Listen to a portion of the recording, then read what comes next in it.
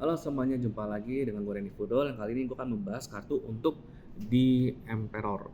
Ini Rider White Smith yang Emperor punya. Ya, ini yang versi yang gue sering pakai, plastik palette gitu ya. Nah, cuma untuk yang Emperor ini mungkin ada berkaitan dengan yang sebelumnya, kita akan sedikit bahas. Kalau ini Empress sebelumnya adalah ekspansi ke dalam, ini ekspansi keluar gitu ya Emperor ya. Nah kemudian secara astrologi Emperor ini berkait dengan, kalau sebelumnya planet Venus, ini berkaitan dengan zodiak Aries. Zodiak Aries.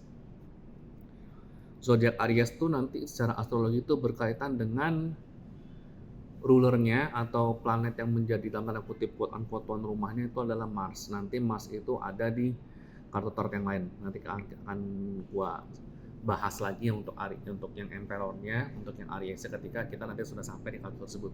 Tapi untuk sementara ini Emperor adalah zodiaknya adalah Aries, berkaitan dengan Aries. Secara singkat untuk simbolisme astrologi untuk yang Aries itu kan gambarnya kan kayak semacam kambing gitu ya, kayak semacam kambing atau apa gitu. Intinya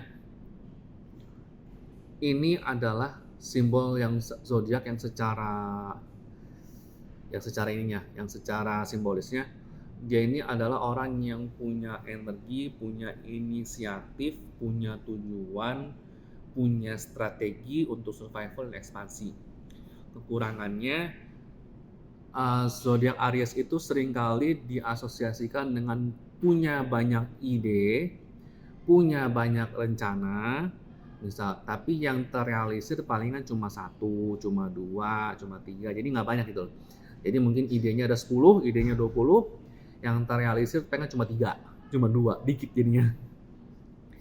Kok bisa gitu? Karena memang ternyata memang disimbolkan dia tuh punya banyak ide, tapi untuk soal menjalankannya belum tentu konsisten dengan yang dia jalankan. Dia harus punya partner, dia harus punya rekan yang terus mengingatkan dia untuk disiplin menjalankan hal tersebut sebelum pindah ke mengerjakan hal yang baru gitu ya. Aries memang juga karena dikenal mudah bosan, dan istilahnya ketika dia cenderung punya suatu rencana dan ketika rencananya belum terlalu berjalan dengan baik, kecenderungannya dia langsung pengen pindah ngerjain hal yang lain. Kecenderungannya seperti itu biasanya. Makanya dia butuh partner untuk terus mengingatkan untuk konsisten dalam mencapai goalsnya gitu ya. Dan juga memang ya mudah marah, mudah emosi, mudah ya mudah naik latensinya lah. Nah, seperti dengan Emperor, seperti Aries dengan Emperor, ini memang Emperor itu dikaitkan dengan Aries karena Emperor ini anggapnya kayak sebuah pemimpin kerajaan, sebuah leader dari suatu organisasi, dan juga orientasinya juga mungkin sebatas pemimpin untuk tentara perang, pemimpin militer, dan yang paling penting adalah natural born leader. Jadi alias pemimpin yang memang seseorang yang terlahir secara natural untuk sebagai pemimpin. Bedanya adalah Emperor ini secara kepribadian berani mengambil keputusan yang tidak populer. Berani mengambil keputusan yang dia tahu tujuannya bagus at the cost atau konsekuensinya meskipun rakyatnya atau anggotanya tidak suka dengan keputusan tersebut. Gitu ya. Itulah yang membedakan natural born leader sama yang enggak gitu. Karena ya natural born leader dia tidak peduli, atau bukan tidak peduli sih, dia tuh lebih fokus ke tujuan akhirnya untuk anak buahnya seperti apa, masyarakatnya seperti apa, timnya seperti apa. Bukan fokus ke apakah timnya itu suka atau enggak sama dia gitu ya. Dan Aries juga memang layaknya kayak semacam domba gini, semacam itu ada semacam simbolisme, dia juga berani mengorbankan diri apabila memang diperlukan gitu ya. Berani mengorbankan diri apabila memang diperlukan.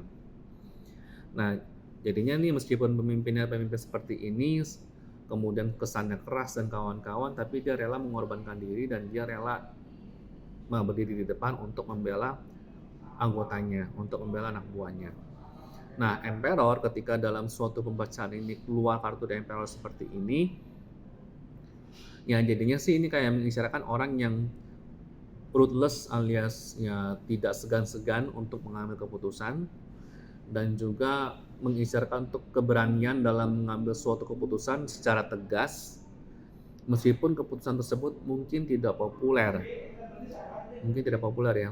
Sementara kalau untuk yang makna lainnya yang kita bisa ambil, ya kita bisa ketika ada pertanyaan soal misalnya percintaan, soal kerjaan, karir, project atau apapun, ya kita bisa mengisyaratkan memang ini kalau kartu ini keluar ini untuk menunjukkan untuk udah maju saja, ambil saja peluang tersebut, ambil saja keputusan tersebut, atau cobalah deketin lah si dia dengan cara yang kamu tahu apapun itu, intinya jalanin aja dulu, mikirnya belakangan, gitu ya. Ambil aja dulu, pikir belakangan. Atau strateginya gimana, pokoknya jalanin aja dulu. Strategi untuk memperolehnya nanti bisa dipikirkan sambil jalan lah. Jadi memang ini mengisyaratkan untuk maju dulu intinya. Dan semua masalah akan bisa diselesaikan sembari kita menjalankan keputusan tersebut. Itu sih makna yang sebenarnya sering keluar atau sering diartikan. Makna yang kedua memang bisa diartikan kalau orang tersebut diisyaratkan memiliki potensi untuk naik pangkat, misalnya menjadi pemimpin juga boleh, kemudian menjadi tim leader atau semacamnya itu juga boleh.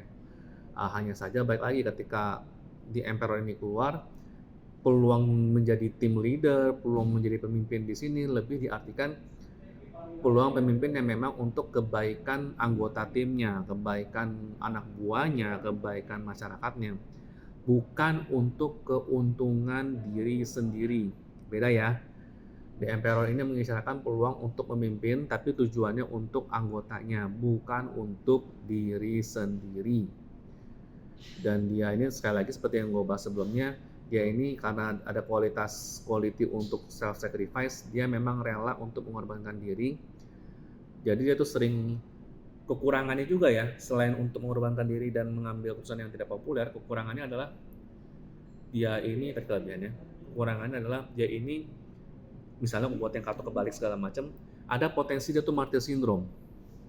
Martyr syndrome atau bawaannya emang pengen ngorbanin diri aja karena merasa ketika dia mengorbankan diri atau merasa ketika dia tuh dengan sengaja dijadikan korban, seakan-akan dia tuh sudah berjasa banyak padahal belum tentu gitu loh. Itu sih maksudnya dari martyr syndrome ya. Kesannya bawaannya pengen mengorbankan diri sendiri, menjadi korban dari suatu kejadian, dan ketika dia sudah mengorbankan diri tersebut, kesannya dia sudah berbuat banyak, berkontribusi banyak ke suatu perusahaan, ke suatu kelompok.